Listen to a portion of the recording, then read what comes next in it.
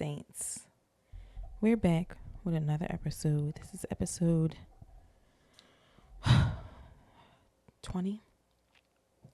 I had a totally different plan for this episode. I wanted to talk about my birthday, which was yesterday or Monday. Today's Wednesday, so it was on Monday. I wanted to talk about my trip. I wanted to reflect on 29, talk about 30. I wanted to talk about life, just life in general, and my plans and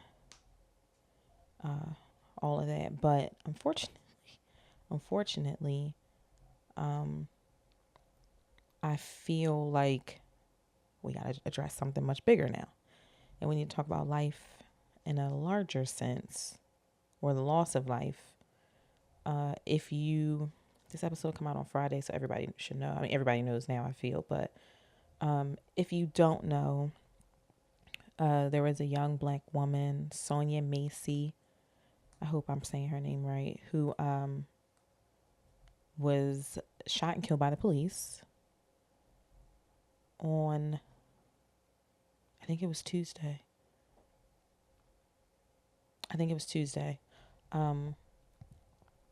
In her home. And it just didn't feel right coming here and talking about me going to Texas. So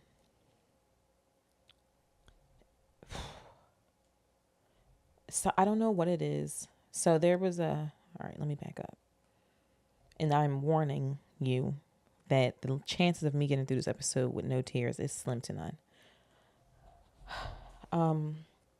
So I read the article and everything. She had called the police because she thought that there was someone trying to break into, someone like an intruder outside her house trying to get in.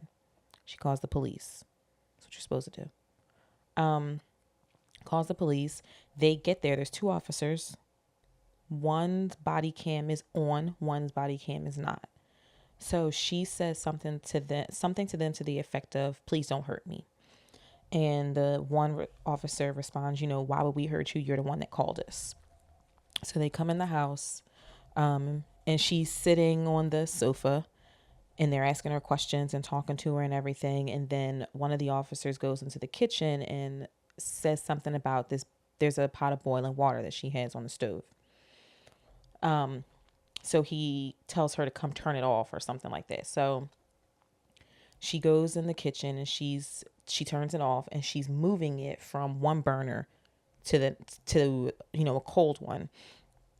And he says something to her, like asking her what she was doing or something like, you better not, or something. And she says, "What?" And he repeats himself. And then she says, "I rebuke you in the name of Jesus." And he was like, "What?" And she says it again. And he says, "You better not." And then she has the pot, I guess, like the pot is in her hand, and it's kind of like, I don't know, high up or something like that. And he shoots her in her face. Now, she's not a huge woman. And she had mental issues, come to find out.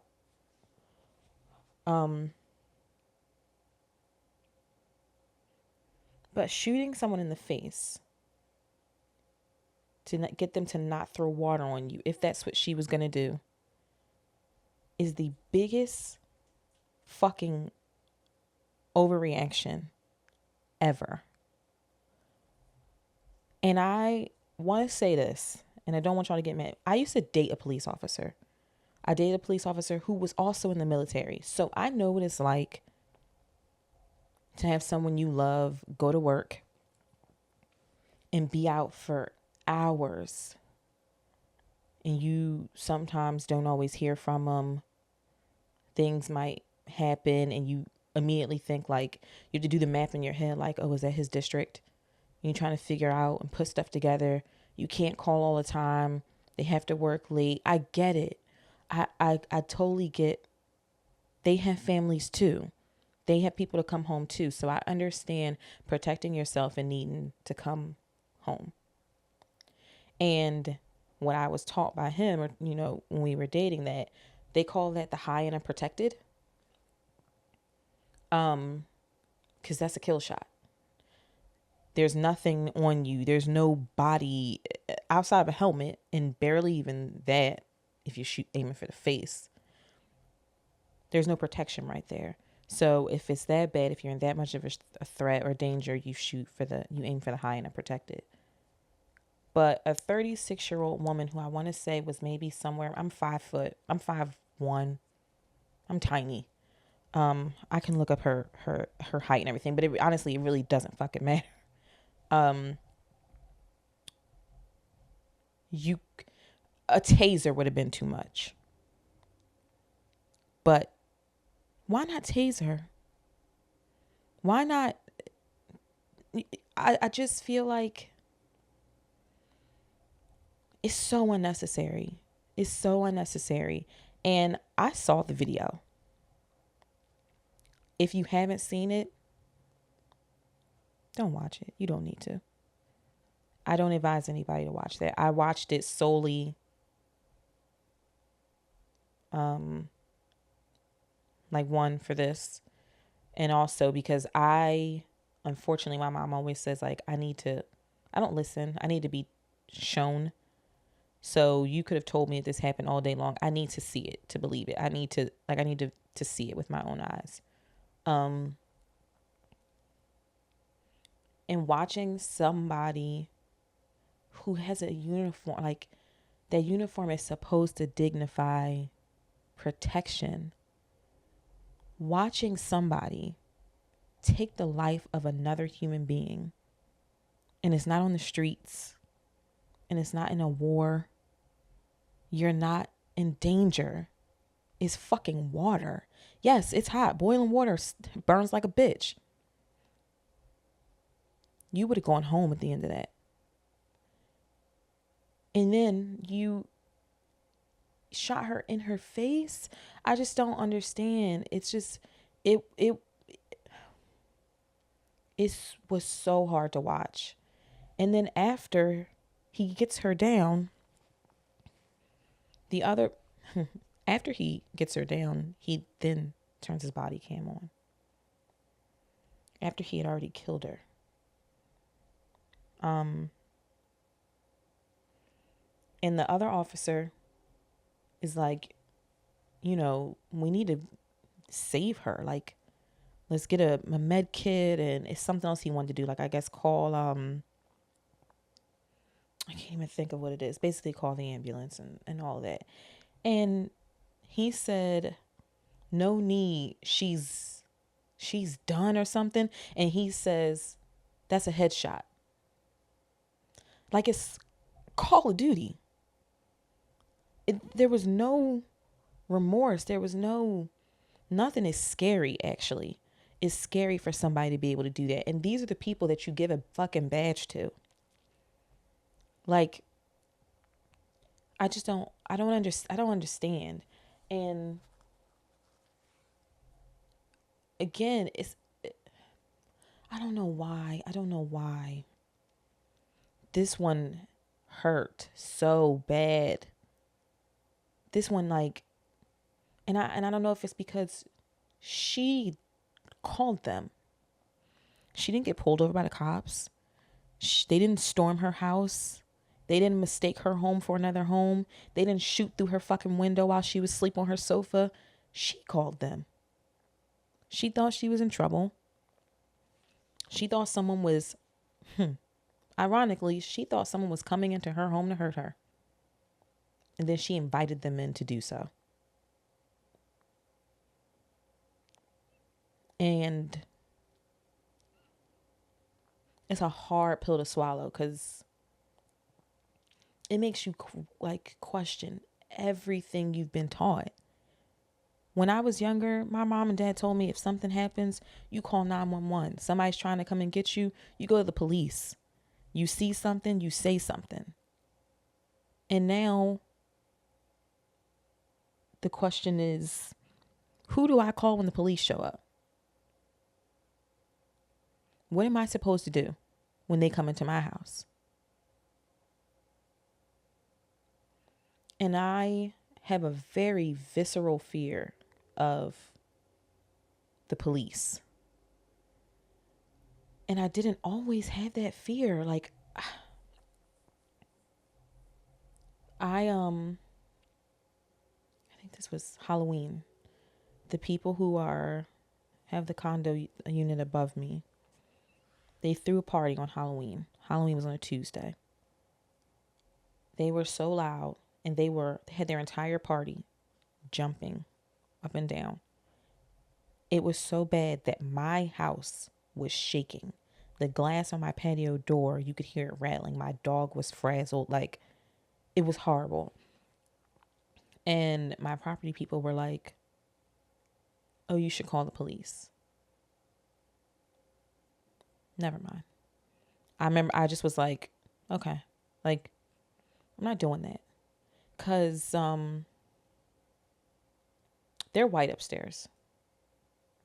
I'm very much not white. And there are 2 units. Who's to say that they're going to get all the right information and they don't come into my house instead of theirs? Who's to say? I just was so afraid to call them. I didn't want them anywhere near my house. I didn't want them to know my house. I just was like, you know what? So I put my AirPods in and I ate an edible and I just waited for it to knock me out. Because I was too afraid to call cops. Because I didn't want them to come into my house or come asking me questions and I breathed the wrong way. And now, what's the headline for that one? And that sucks. That sucks. Because to be black is to be property. To be a man is to be a threat. And to be a black woman is to just be disposable. Like, they don't care. They don't care. And it's frustrating because when is enough enough? How many times? It's sad because black people are literally begging law enforcement to stop killing us. Begging for life. And when you see stuff like that, like I remember Sandra Bland was the first one that I was like, I think I was old enough.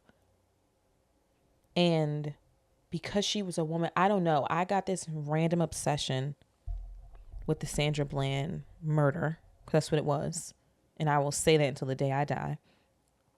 And I remember going to my mom and talking about this for days and days and days. And I'm like, they killed her in there. My mom's like, well, how do you know? I said, she's even dead, in that mugshot.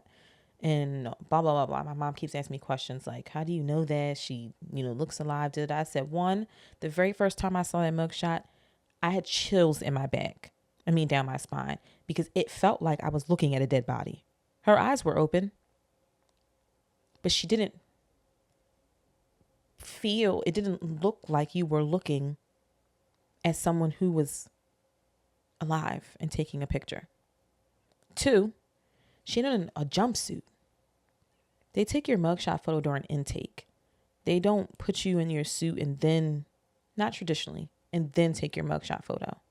So why she would have had a jumpsuit on in a mugshot photo, beyond me.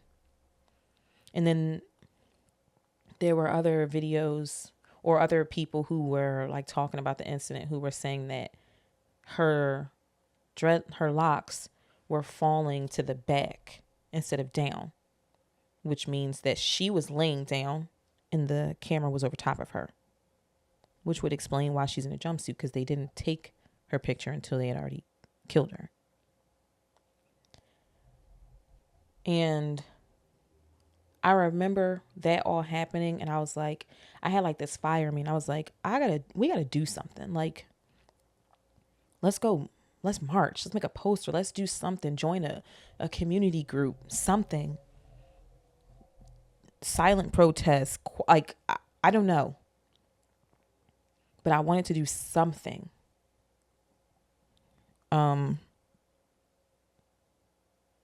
And now,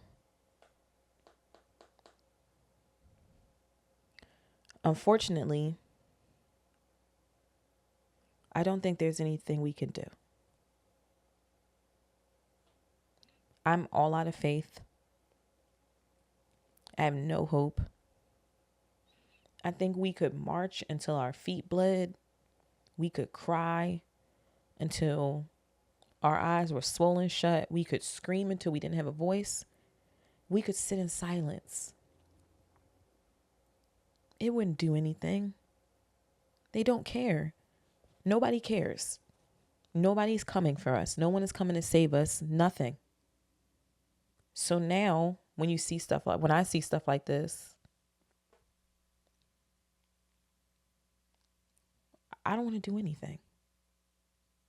It's another thing. Honestly, I read the articles in depth so that I can take a mental note of what this person did so that I know not to do it. At this point, I'm just collecting tokens on ways to stay alive. Because now this solidifies what I thought in October. Now, don't call them. Just don't call them. I would rather take my chances. Somebody come in here and I just take my chances than for me to invite you into my house. And then you walk out with me in a body bag. Because you did it. It's pointless. I don't have a glass to see half full. There's no silver lining. There's no rainbow. So it's like, what are we supposed to do now? Nothing. And then, I don't know. My mom does this thing where when stuff happens in the news, there's three of us. Me and my brother, he's the youngest. We're 7 years apart. Me and my sister are 3 years apart. I'm the oldest. So no matter what happens, she has a kid for each age range.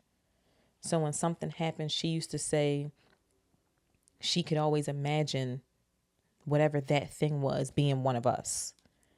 And it used to upset her. And at first I was like, I don't really get that. And then I got old enough to start doing that.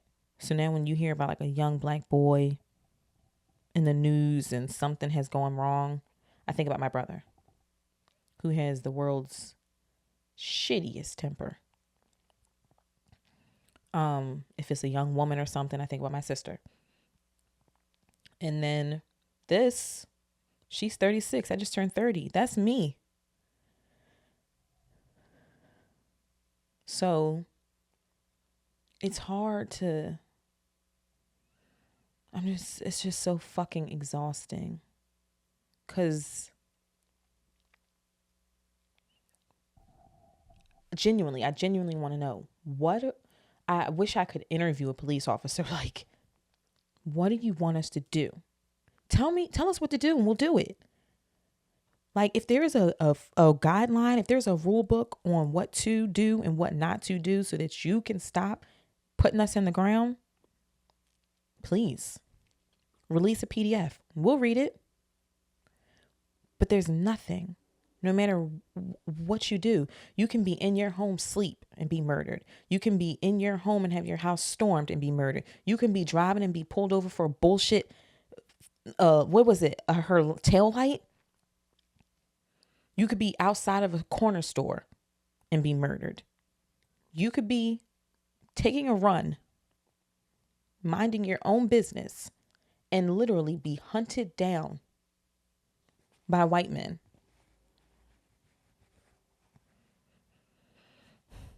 and be shot and killed, and nobody gives a fuck. So,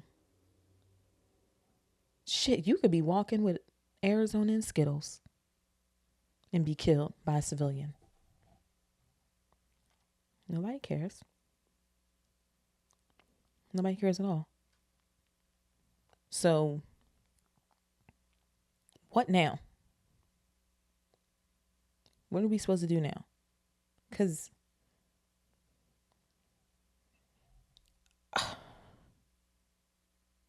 I don't know.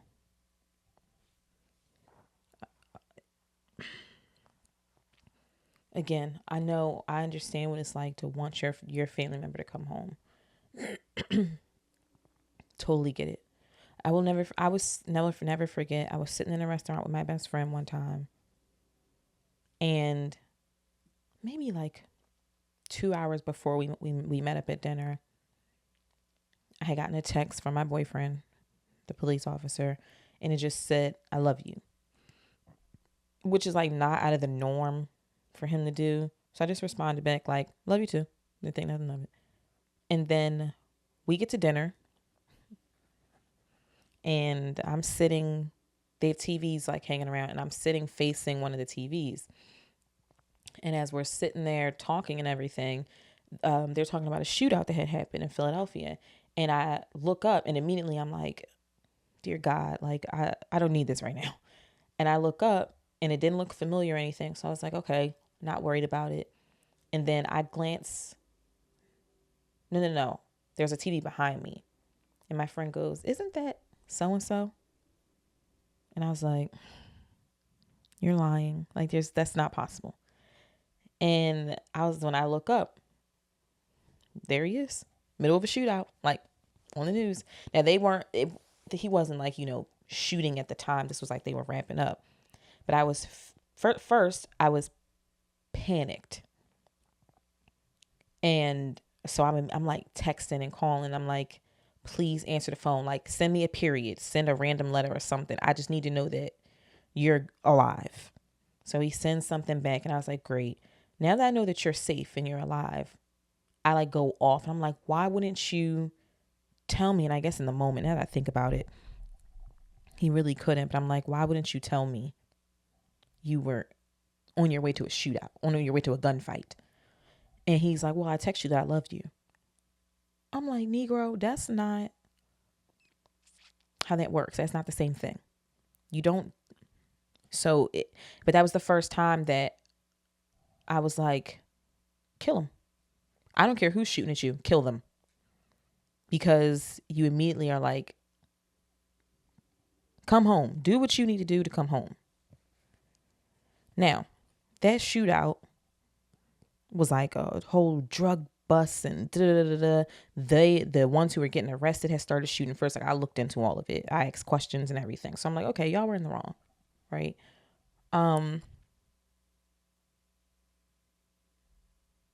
What did she do? What did anybody else do? And I wish I could run off all the names, but unfortunately, we just don't have time. So I think that it's hard because I get police officers have families. They have lives. And when you're in danger, when you are in real danger, okay, I get shoot them in the stomach. That could be a kill shot, but it's not the head. It's not the face. I think sometimes it's like where they choose to shoot and how they choose to take the life is what makes it harder, because there's no regard for another person's life. That man in that video, it's just, and this is coming from somebody who, I'm studying forensic science. I've been to a cadaver lab. Like, I follow morticians on Instagram. Like, the dead, the unliving, that intrigues me. serial killers. It intrigues me. This is my major. I'm studying this, right? So I've seen a dead body. I've seen videos of stuff like this. I've taken classes where they show you stuff like this. But it's something about this that's just so nasty. I think it's because I've never seen someone shoot someone in the face. Like, and then to think about the size difference of them. You could have tackled her. You could have, I don't know. And then there's someone who came out and said, police officers are trained not to let civilians and homeowners go into their kitchen when they respond to a call. Because the kitchen is the most dangerous place of your home. There's knives in your kitchen. There's meat cleavers. There's all type of shit in there. There's pots of hot boiling water. So what he was supposed to do? He was supposed to turn the stove off. She was sitting in the living room. She was sitting on her sofa, like, fine, secluded. I don't know. It's tough. It's so tough. And I think back, I thought about this yesterday, but I thought about it recently too. Every summer, my aunt and my mom used to get together with my cousins, and we would go to the beach like 3 times a week, if not every day. And the days that we didn't, we would do a cookout. So we're coming back from the store, getting food, and my mom is driving here, and my aunt's street is here. So my mom's about to turn onto my aunt's street, and she gets here, and the police pull her over. And I remember her being like, dang, I almost made, like, I'm right here. My aunt has the third house from the corner, so we can see it. And in the car, it's just my mom, me, and my cousins in the back. I don't know how, but he gets out the back seat to go tell my aunt my mom just got pulled over. So he gets out the back. He goes across the street to the house. It's just me and my mom in the car because I'm not leaving her. Like, I'm not leaving my bitch down by herself. And this is before Trayvon, Sandra, Breonna, Oscar. It's not before Oscar Grant. Oscar Grant was killed at Fruitvale Station on New Year's Eve. So it's not before that. But that's like the only one we've had by this point because I'm in high school. And there's 2 officers. There's a woman who comes to the passenger side where I am, and then the guy is talking to my mom. And the woman comes over and she's like looking in the car and everything. And at this point in life, I'm not afraid of the police. I'm only afraid in a very immature sense that my mom's been pulled over by the cops, so she's going to jail. I need to start crying and maybe they'll save her. Like, they won't take her. Other than that, I don't think hands up, hands on the steering wheel, show your hands, don't touch your phone, take your phone out to record, put your ID on the dashboard. I don't think any of this. I simply think keep your window rolled up or crack the window, lock the door. I don't think any of this. All I'm thinking is she was probably speeding. So she's going to jail. It's like 1 + 1 is 2. I'm not doing carry it and I'm not doing none of that. And my cousin, so my mom is talking to this police officer and he's really nice. And I think that he said that she blew a light or something like that. And I remember her saying like, that was genuinely unintentional. And she was like, when I went through the light, it was yellow. And she was like, maybe I underestimated how much time was up. And she was like, but I thought I had time and da-da-da. He wasn't being a dick about it. Nothing. The partner is not talking. She's just, kind of doing the car check and everything. And my cousin comes back across the street and he says, he's yelling, Aunt Lisa, but he's not aggressive. He's not like nothing. He's just saying like, hey, I'm like, and his partner freaks. And she like comes to the front of the car. She's standing like right in front of the what's the window called? Jesus Christ. Whatever the window, the car mirror. She's standing like a little bit right in front of that. And she has her hand on her holster and she's like throwing her hand. She's yelling at him like, get away from the car, get away from the car. And thinking about this now, I'm like mortified. And I even was mortified in the moment. My mom unbuckles her seatbelt and she goes, hold up, hold up. She gets out the fucking car and she's yelling back at the officer. And she's like, calm down. That's my nephew. And so then she starts yelling at my mom to get in the car or something like that. And then the guy's like, the male officer is telling my mom, like, it's all right. Just relax. Just calm down. My mom's like, no, you tell her to calm down because she's yelling at him and she has her hand on her hip and it's like a whole thing.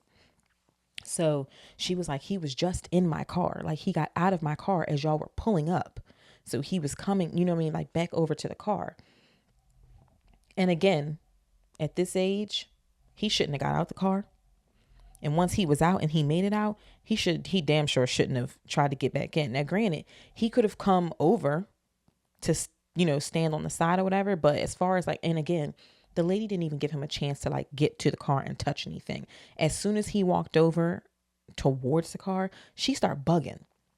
Like, what if he was just a passerby? Like just someone crossing the street. I just never understood why she bugged the fuck out like that when all he did was call her name and he was jogging across the street. And again, this is, I think we're in like 10th grade maybe. So like we're still kids. It's not, so the officer's like talking to my mom, trying to calm her down. My mom is like, tell your partner to relax. She's yelling at my nephew and da-da-da-da. So the guy tells the woman, it's fine, relax, calm down. And I think she ends up going back to the car.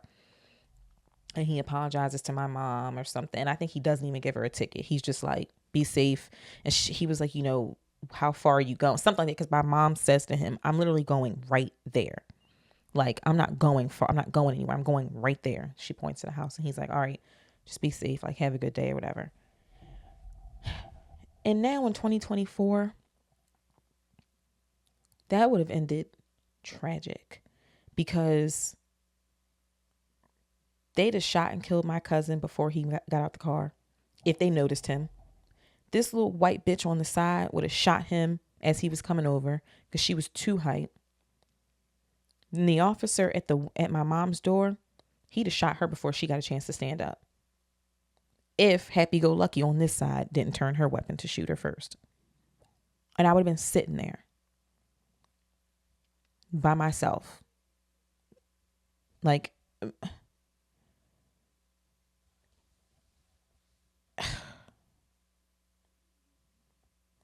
I don't know. I don't know what to say. I don't know. Yeah. Stuff like this, though, it makes you, I don't want to have no babies. Fuck it. Because until y'all, I'd much rather y'all get some iRobots up in here. Let them do it. Because y'all don't know what's going on here. Biden has dropped out the race. As much as I would love to think that Kamala can step up and become president and all that, I don't think that one, they'll let her, or two, they won't kill her. They tried to kill Trump. What the fuck is stopping them from killing a black woman? Nothing. So the justice system is fucked. Can't count on them. Spiritually, I find it hard to believe that there's someone up there who can stop this shit and just hasn't. So They're not doing anything. Can't call the police because they're doing it. They're literally doing it to us.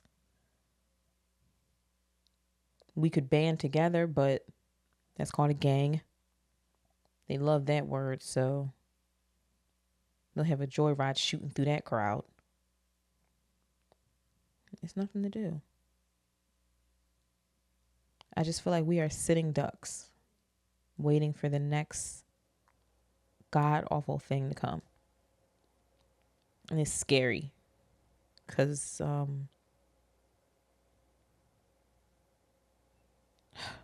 it's, I just wish somebody was listening. I wish that there was like life was like a movie where it's like we could just get one of y'all to just hear us out really quick. And I don't know, ask us what we're thinking. If we could do like a town hall or something, if we could just get one on our side who could go back and be like, listen, they're not, you know what I mean? Like, they're not that bad. We can stop.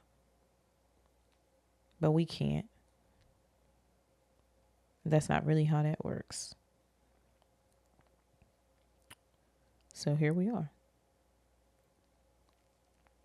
And again, I would love to, I don't know. I would love to do something. Like, you want to think that like during the Black Lives Matter riots and the pandemic, Portia Williams from Real Housewives of Atlanta, she had gone to jail like 3 times, working with Breonna Taylor's family, fighting for her, fighting for justice. She was at the front lines of everything. She's protesting. There's pictures of her in police officers' face, like doing the thing. And I would love to have the guts that it takes to do something like that. I'm telling you right now, I don't. And I wouldn't advise anyone else to do it either. Like, if I could send my white friend as a representative, I would do that because she's safe. But not only would I not do it, I don't encourage anybody else to, which is the exact opposite way to invoke change. But I don't want to have to be the next face on a t-shirt for somebody to care. I don't want to have to be the next hashtag until it's my turn to not be one because someone else has to take my place. And that's the thing. It's like they kill us and we fight and we cry and we beg and we yell and we shout and we scream and we extend olive branches.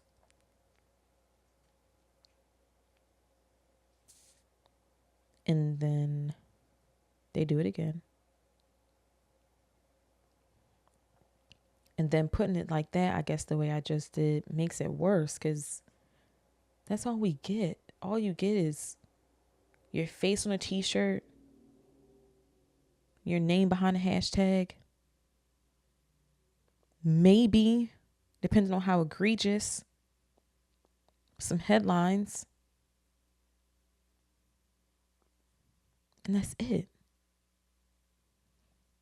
In your whole life, I know nothing about this woman. Because her whole life, her entire 36 years was reduced down to this. It's disheartening. It's very disheartening. It's a tough, I know y'all know most of my followers are Black, but it's hard to express feeling like there's nothing. Like, I don't think I've ever felt outside of like a traditional depression, utter hopelessness. And that's what this is. It is complete and utter hopelessness. There's nothing that anybody could say to me for me to be like, all right, well, I guess you're right. We do have that. And we wait for, whose case was that? I can't remember who it was. Somebody's case where maybe, I don't think it was Breonna Taylor, but I remember everybody was like watching CNN. We were waiting for the verdict to come in. We was all, because I was at home. It wasn't Breonna Taylor. I was at home. My mom was watching it downstairs and I was watching it upstairs, and they had convicted the police officer who had killed whichever black soul it was. And I remember running downstairs and like us screaming and cheering. And I was sitting on the stairs at my mom's house crying. And I was like, we did it. Like, we finally got one. And I can't even remember who it was.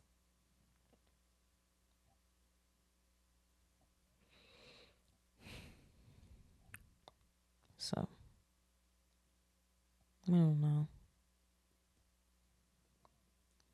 You want to, people were talking about like celebrities need to speak up and they need to, like say something. What the fuck is that going to do? Like, I saw Solange had said something. Tia Mowry had said something. And that's how I found out about it, because Tia Mowry, I saw a tweet or something that Solange said, but then I couldn't read all of it. And I saw Tia Mowry had posted a video talking about it. And I was like, what the hell is going on? And then I asked my friend and she was like, yeah. She said, I don't really know what happened, but I heard a little bit. And then she sent me an article and was like, I didn't watch the video. And she's like, 'cause I just can't. Like, I can't watch another video like that. So I read the article and I watched the video. And it's like, yeah, it would be great for celebrities to speak up and say something. What is that going to do for us? That doesn't help us. It doesn't help us at all. Because it's not like there aren't celebrities who haven't spoken out before, or who weren't also marching or voting or on lives or going, you know what I mean? Like, there are celebrities who have gone to the White House and had conversations with the, what else? What is that supposed to do? It's not fair to put it on them.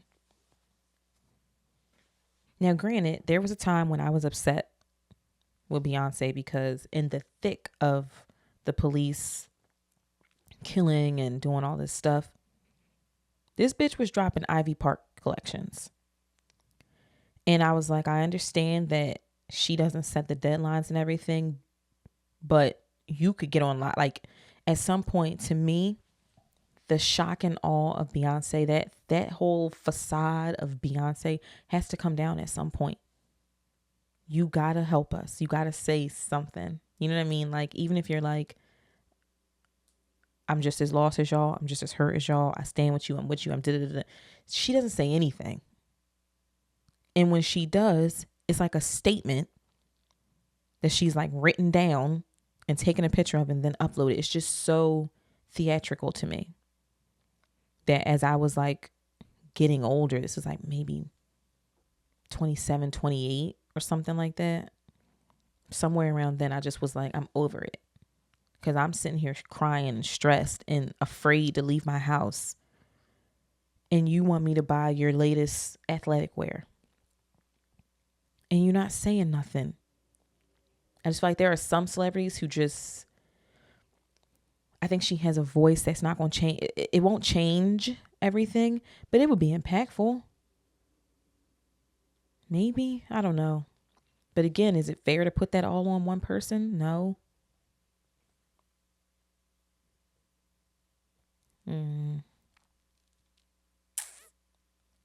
I don't know, y'all. I know I'm fucking tired. And my feelings are hurt. And my heart hurts for her and for her family. That's what it was. They were asking her about a car. The one officer that was outside her house that had a broken window. She called the cops because she thought someone was trying to break in, and they were worried about a car that was sitting outside her home with a broken window. So when they came in the house, they kept asking her about this car. And they were like, well, there's no one outside. So, let's root around to this car. And that's what the focus was. And then they noticed the water. Now this officer has been fired. And I want to say he's in jail or something, but he's awaiting a trial, which is great. Right? I'll take the small wins. But next month it'll be someone else. And historically, they don't go to jail. They don't lose their job. They don't get convicted. Now this, I think they putting his ass under the jail for this one. 'Cause what the fuck? The way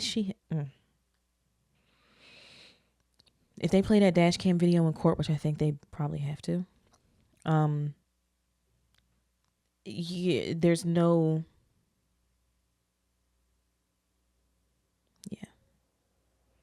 there's no explanation for what he did to her. And I hope they put him in jail. And I hope he gets everything he deserves and more in jail. So, I don't know. I just wanted to, it just didn't feel right. Ironically, I wanted to come down here and talk about documentaries I've been watching on Netflix. Making a Murderer. It's about this guy, Stephen Avery, who lives in, I don't want to say which, Mantalk. And he's convicted of rape, I believe. And he spends like 18 years in prison or something like that. And he didn't do it. And so they let him out. He sues the county, wins like millions of dollars. He's out for a little bit, and then they take him back to jail for a murder that he clearly did not do. And the county police have planted it. This is a true story.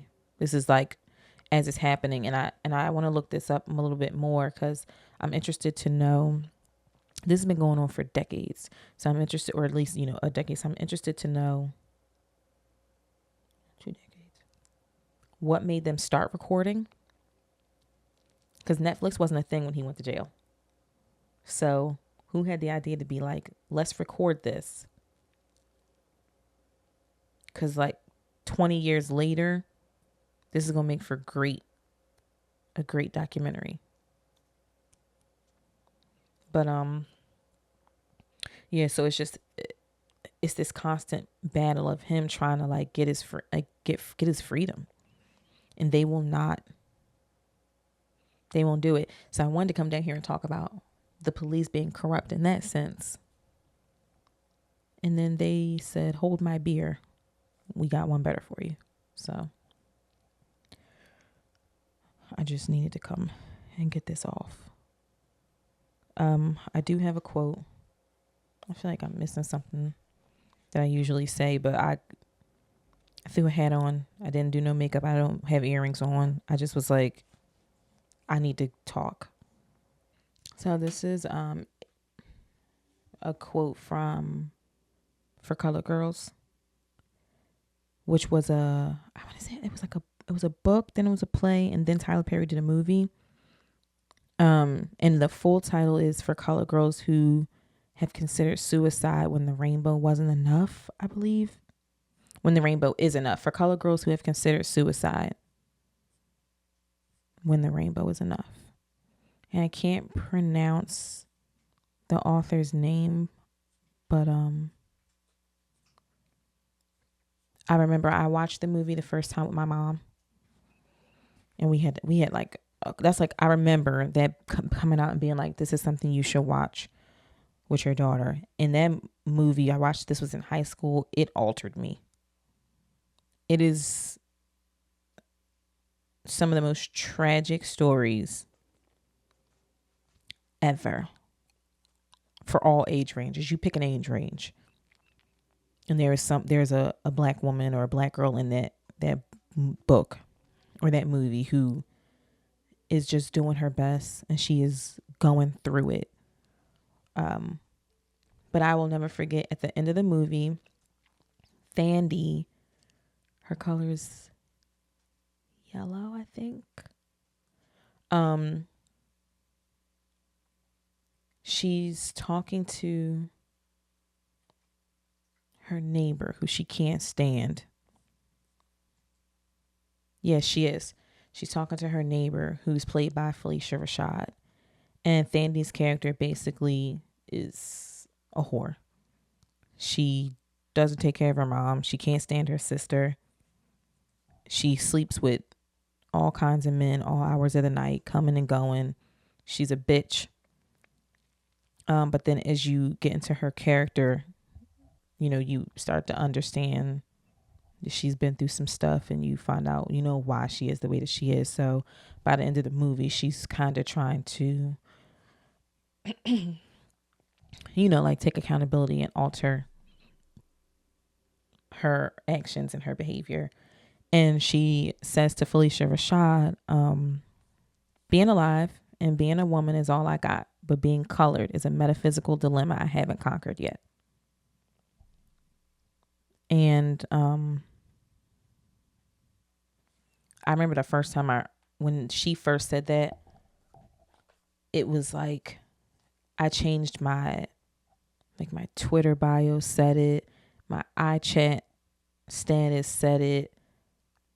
Like, it just, something hit me for some reason with that. And again, that was in like high school when that came out. So I didn't have, you know what I mean? I was going through stuff. Like, I went through a lot of stuff in high school, but nothing compared to now. But now,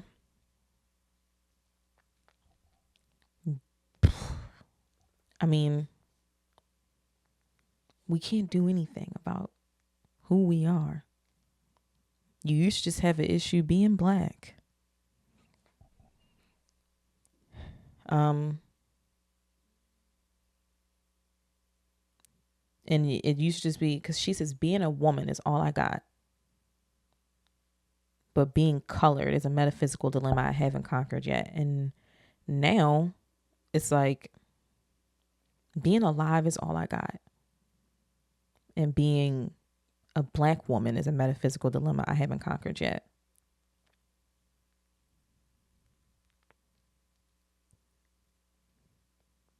So I don't know.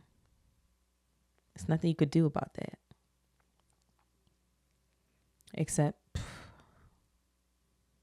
I don't know, keep your head on a swivel. I so badly wish I had, like, you want to say something else. I want to say something. I want to say something more positive, like, pray on it, keep your head up. I don't know. I'm nothing. This is the first time that I feel like I'm giving y'all a quote or something that it's not self-help. It's not what we usually do or what we usually talk about, but it's necessary. I don't know. Cause y'all can relate. A lot of the saints are black women. We all got the same metaphysical dilemma. We got. So I don't know. I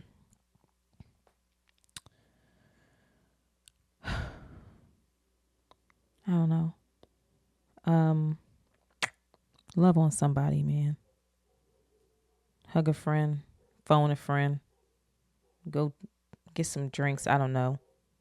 Find a black woman or a black man and just appreciate the time that you have.